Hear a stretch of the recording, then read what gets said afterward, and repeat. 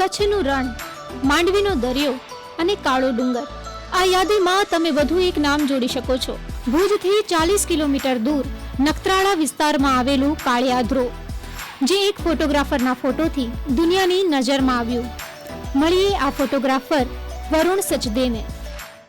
અને હું છેલ્લા 5.5 વર્ષમાં લગભગ 32 દેશો અને ભારતના 22 રાજ્યો ફરી ચૂક્યો છું.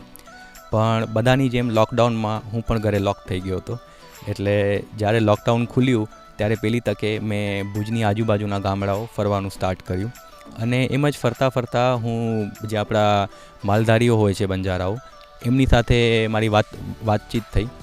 ને એમણે કીધું કે એમના એરિયામાં, એ જે એરિયામાં માલ ચરાવે છે એ એરિયામાં કોતરો છે, પણ કોઈને એક્ઝેક્ટ લોકેશન નથી ખબર. અને એમણે જે મને લોકેશન્સ આપી એ બધા ગામડાઓ વચ્ચેનું અંતર પણ લગભગ 40 કિલોમીટર જેટલો હતો. એટલે 2 વખત મેં અસફળ પ્રયાસો કર્યા એ કોતરો સુધી એકલા પહોંચવાના, પણ મને મળી નહીં.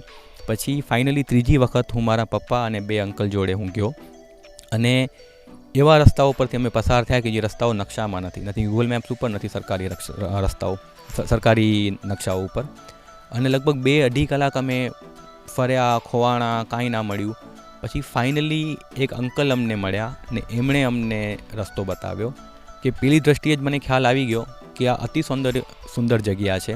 અને જેમ જેમ અમે અંદર ઉતરતા ગયા અને જેમ જેમ અમે કોતરો જોતા ગયા એમ એમ અમારી આંખો અચંબિત થઈ ગઈ કે વિશ્વાસ જ નહોતો આવતો કે આટલી ખૂબસૂરતી આપણા કચ્છમાં છે ને એનું કોઈને જ્ઞાન નથી. એટલે અમે સરસ બધું ડોક્યુમેન્ટ કર્યું, ફોટોઝ લીધા, વિડીયોઝ લીધા.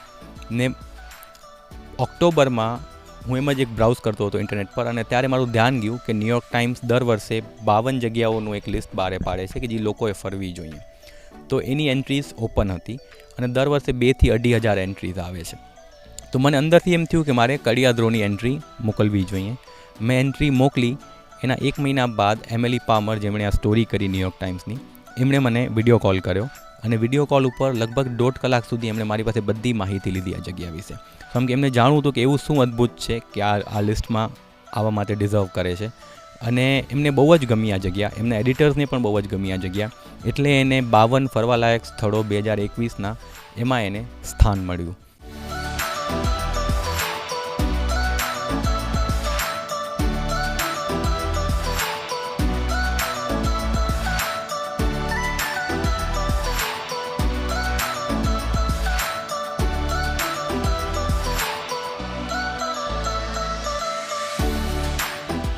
તો આ જગ્યાનું આખું નામ છે મમાઈ દેવ કળિયા ધ્રો.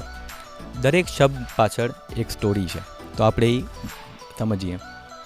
ધ્રોજી છે એ કુદરતે બનાવેલા મગરોના ઘર છે કે જ્યારે ડેમ સુકાઈ જાય છે, નદીઓ સુકાઈ જાય છે, તળાવ સુકાઈ જાય છે, ત્યારે મગરમચ્છો આ ધ્રોમાં આવી અને પોતાનો સમય વિતાવે છે. કેમ કે આ ધ્રોમાં 12 માસ પાણી હોય છે ને એમ કહેવાય છે કે ધ્રોનું કોઈ અંત નથી, અનંત છે, આનું કોઈ તટ નથી. એટલે એને કહેવાય ધ્રો. કળિયા એટલે કળો. નાથ સંપ્રદાયના સંતો જ્યારે સિદ્ધિ પામે છે ત્યારે એ લોકો પોતાની આધ્યાત્મિક શક્તિઓ પોતાના કળામાં ઉતારે છે અને એ કળો એ લોકો સતત પોતા સાથે રાખે છે. જ્યારે એમને જ્ઞાત થાય છે કે અંત સમય નજીક છે ત્યારે એ લોકો એ કળો ધ્રોમાં અર્પિત કરી દે છે કે એ કોઈના હાથે ન લાગે ને કોઈનો દુરુપયોગ ન કરે. હવે મમાઈ દેવજી હતા ને, એ મહેશ્વરી સંપ્રદાયના 3જા ગુરુ હતા. એમના પોતરાને જ્યારે સિદ્ધિ મળી ત્યારે એમણે આજે કળો એમની સિદ્ધિ કળામાં ઉતારી હતી. અને જ્યારે અંત સમય નજીક આવ્યો ત્યારે એમણે પોતાના દાદાના નામ પર એ કળો આ કળિયા ધ્રોમાં અર્પિત કરી નાખ્યો. એટલે એનું નામ છે મમાઈ દેવ કળિયા ધ્રો. એટલે જો ખરેખર સરકાર ઇન્ફ્રાસ્ટ્રક્ચર ડેવલપ કરે તો કચ્છને એક નવું ટુરિસ્ટ ડેસ્ટિનેશન કે એક નવું ટુરિસ્ટ સ્પોટ મળી શકે છે. આ કુદરતી નજારો કઈ રીતે રચાયો અને તેની પાછળ કેવા ભૌગોલિક કારણો જવાબદાર છે તે रोमांचक છે. जो बेसिकली जो नदी है, ठीक है, नदी के अंदर जो क्लाइमेट होता है, जैसे बारिश होती है, ठीक है, फ्लड होता है, जिसकी वजह से रॉक बेसिकली जो पत्थर है वो टूटते हैं, उसमें इरोजन होता है, ठीक है. और जो भूकंप होता है, भूकंप की वजह से ये पत्थर ऊपर आते हैं. तो कालिया ध्रो एक ऐसी जगह है जहाँ पर हमको भूकंप की वजह से नदी पे बनने वाले बहुत सारे फीचर्स दिख रहे हैं, जिसको हम गोर्ज बोलते हैं, एकदम नैरो चैनल बोलते हैं, जिसको हम वाटरफॉल बोलते हैं.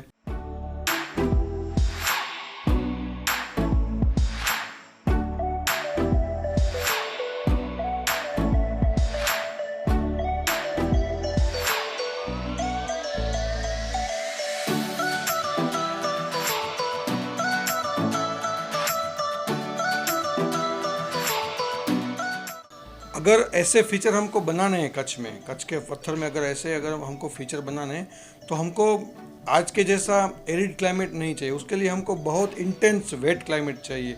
तब हमारे पास जो क्लाइमेटिक कंडीशन है वो हमको, जैसे हिमालय में आज आप देखो इतनी सारी बाढ़ आती है, इतनी सारी बारिश होती है, वो वाटर का फोर्स ही इतना होता है कि वो पत्थर को उस तरीके से काटता है। अगर वहाँ कार्यधो की बात करें तो वहाँ पर हमको बेसिकली सैंडस्टोन मिलते हैं और सेल मिलते हैं, मतलब सैंडस्टोन सेल के वहाँ पर बहुत सारे लेयर मिलते हैं।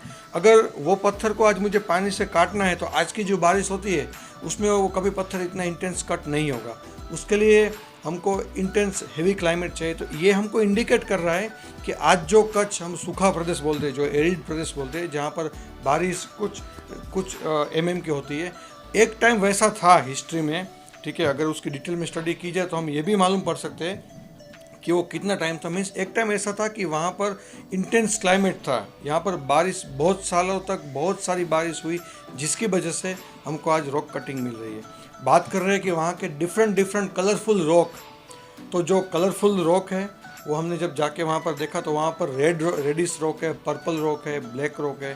तो जो रॉक होता है उसके अंदर जो केमिकल कंपोजिशन होता है, जैसे अगर कोई रॉक वाइट दिखता है तो उसमें फेल्सपार ज़्यादा होता है, उसमें कैल्शियम ज़्यादा होता है।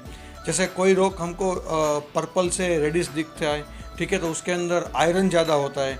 कोई रॉक हमको ब्लैक दिखता है तो जिसके अंदर ऑर्गेनिक मैटर ज़्यादा होता है। कोई रॉक हमको येलो दिखता है तो जिसके अंदर टिटेनियम ज़्यादा होता है। तो वहाँ के जो रॉक है वो आयरन रिच रॉक है। लेकिन जब नदी ग्राउंड पे आ जाती है, जब नदी जैसे निरोना रिवर की बात करें तो वो जब पहाड़ से निकल के जब वो एकदम अपने एंड स्टेज में आ रही है, तब हमको वहाँ पर गोर्ज वगैरह मिल रहा है। इसका मतलब कि वो जो पर्टिकुलर एरिया है, वो जो ट्रांसवर्स फॉल्ट है जिसको हम निरोना फॉल्ट बोलते हैं, वो टेक्टोनिकली बहुत एक्टिव है, वहाँ पर अर्थक्वेक आने के भी चांस है। तो जो ज़मीन पे बहुत मतलब कम साल पहले अर्थक्वेक आए हैं, जिसकी वजह से ज़मीन या तो ऊपर या तो नीचे हुई है और उसको फिर क्लाइमेट ने उसको बम्बार्ड किया है, क्लाइमेट ने उसको काटा है, ठीक है ना। तो ऐसे इसको हम टेक्टोनिकली यंग फीचर्स बोलते हैं। अगर एक बार टेक्टोनिक एक्टिविटी हो जाती है, उसको अगर पानी ने काट दिया, अगर दूसरी टेक्टोनिक एक्टिविटी नहीं होती तो फीचर इरोड हो जाता है। वहाँ पर इतने सारे अच्छे यंग टेक्टोनिक के फीचर मिल रहे हैं, इसका मतलब कि वो जो एरिया है भूकंप के लिए आज भी एक्टिव है। તો હવે તમે કચ્છના ટુરિઝમનું ગમે ત્યારે પ્લાનિંગ કરો, કાળિયાદ્રો જોવાનું ચૂકતા નહીં। ગુડ ન્યૂઝ ગુજરાત માટે કચ્છથી કૌશિક કાંટેચાનો રિપોર્ટ।